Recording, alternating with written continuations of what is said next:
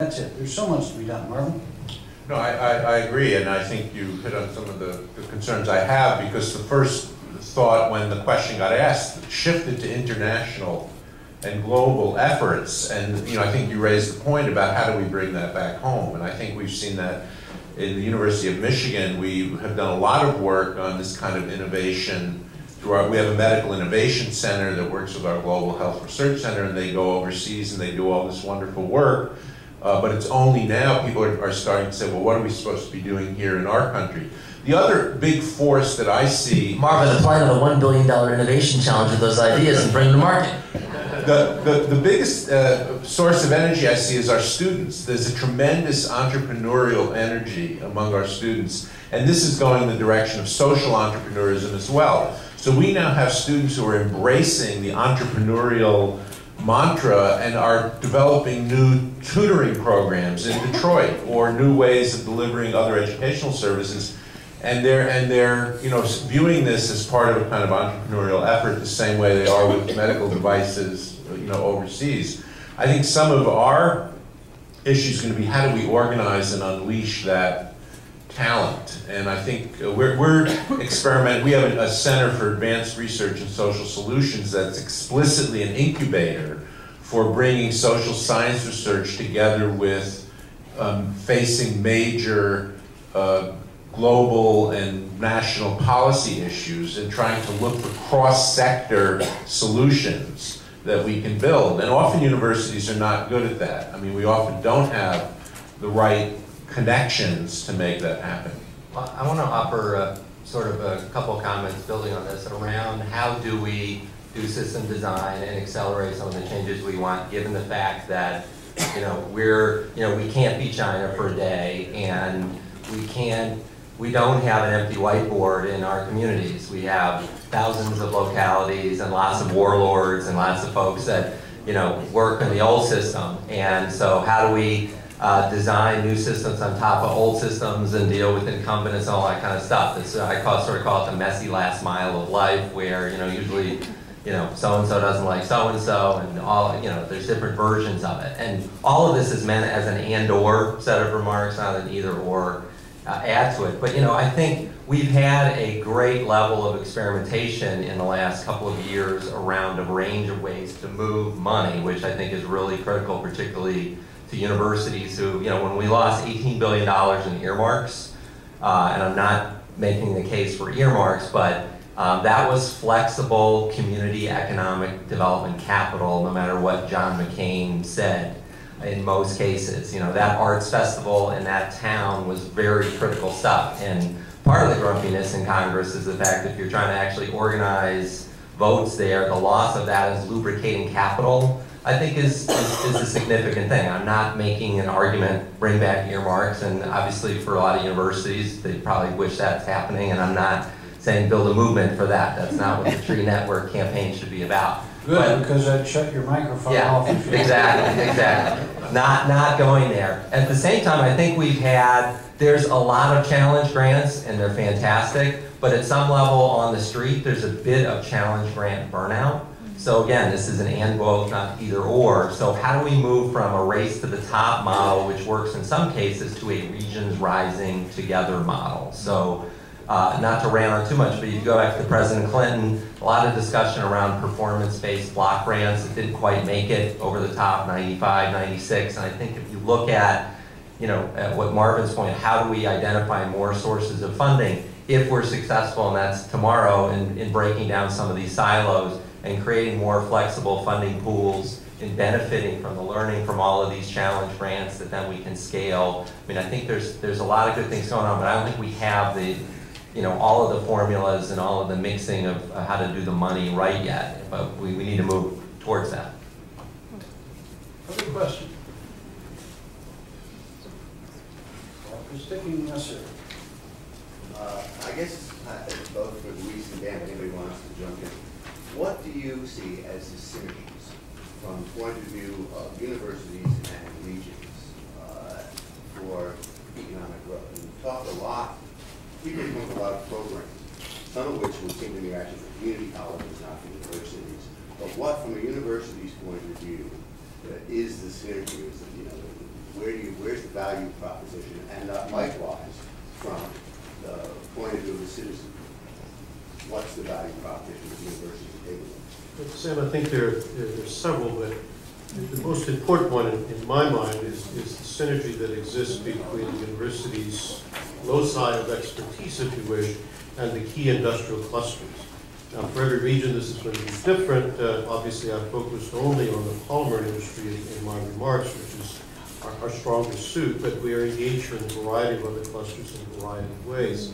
And that ability to work with small and large companies in ways that add value, in ways that not only leverages resources for us, leverages other opportunities in the sense that we just did a really unique and unprecedented type of partnership with the Timken Corporation, whereby they took literally a piece of their business and moved it to the university in a framework of creating an open innovation platform. Okay? They will be on our campus, in our own laboratories, working with our own faculty. We structured, obviously, all of the elements related to how the new and emerging intellectual property will eventually spin out.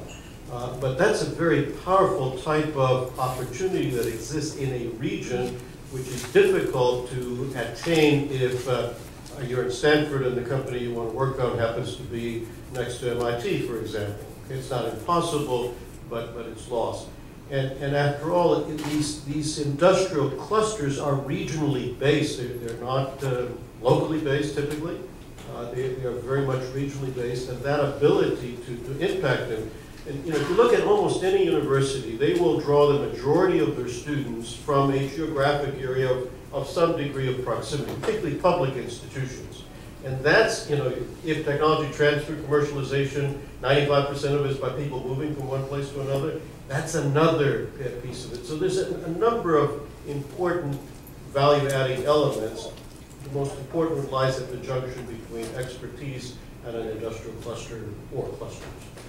I guess the only thing I would offer, I think that, we have our Oregon Innovation Council, which has some interesting, signature lab research and looking at value, depth, and commercialization. I think, folks are attacking that in various ways. But, I think that what's really critical is this notion of what only universities can do is like, this is our 30-year mission, and what, how the land-grant colleges were created. There were big missions assigned to them, and it wasn't going to happen in just a year. So this notion of an engaged university, and you take the letter that Marvin and others, had worked on, it's a great list. I just, as a message person, how do you hone it down to the three things that fit in the wallet card that everyone knows this is what an engaged university is going to do over the next 30 years in the form of service, both externally and to the nation. I think you're all headed in the right way. So.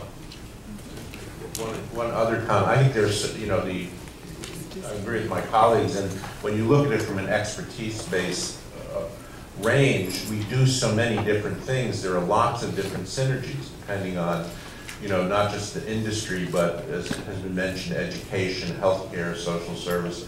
One thing I'm seeing universities, in some respects, we are used to a lot of change in terms of intellectual change and innovation. And I think we've been looking at how to help small and medium-sized companies learn how to innovate and how to adapt and adopt new technology, because often there's a real impedance, a real mismatch between the research we're doing and small and medium-sized companies. Large companies have an apparatus for sucking in a lot of knowledge, and you have your, venture-based platform technologies where people know how to kind of construct a business. But what we're finding is a whole middle range of companies that would benefit enormously from technology if they had help learning how to install it, operationalize it, fit it into their business plan, their technology plan.